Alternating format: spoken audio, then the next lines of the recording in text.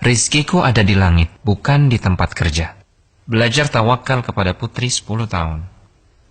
Hatim Al-Asam rahimahullahu ta'ala, salah seorang ulama besar kaum muslimin, teladan kesederhanaan dan tawakal.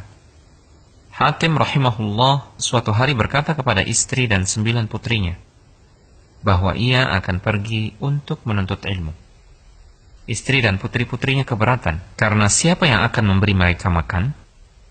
Salah satu dari putri-putri itu berusia 10 tahun dan menghafal Al-Quran. Dia menenangkan semua.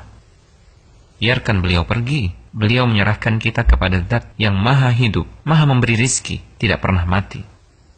Hatim pun pergi. Hari itu berlalu, malam datang menjelang. Mereka mulai lapar, tapi tidak ada makanan. Semua mulai memandang protes kepada putri 10 tahun yang telah mendorong kepergian ayah mereka. Putri hafal Al-Quran itu kembali meyakinkan mereka. Beliau menyerahkan kita kepada Zat yang maha hidup, maha memberi rizki, dan tidak pernah mati. Dalam suasana seperti itu, pintu rumah mereka diketuk. Pintu dibuka, terlihat para penunggang kuda. Mereka bertanya, "Adakah air di rumah kalian?" Penghuni rumah menjawab, "Ya, kami memang tidak punya apa-apa kecuali air." Air dihidangkan, menghilangkan dahaga mereka. Pemimpin penunggang kuda itu pun bertanya, "Rumah siapa ini?" Penghuni rumah menjawab, "Hatim Al-Asam." Penunggang kuda terkejut. "Hatim, ulama besar kaum muslimin?" Penunggang kuda itu mengeluarkan sebuah kantong berisi uang dan dilemparkan ke dalam rumah. Dan berkata kepada para pengikutnya, "Siapa yang mencintai saya, lakukan seperti yang saya lakukan." Para penunggang kuda lainnya pun melemparkan kantong-kantong mereka yang berisi uang.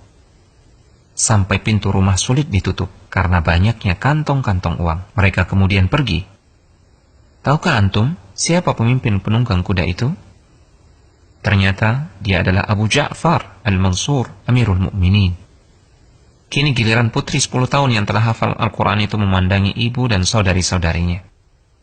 Dia memberikan pelajaran akidah yang sangat mahal sambil menangis. Dia berkata, "Jika satu pandangan makhluk bisa mencukupi kita, maka bagaimana jika yang memandang kita adalah Al-Khaliq?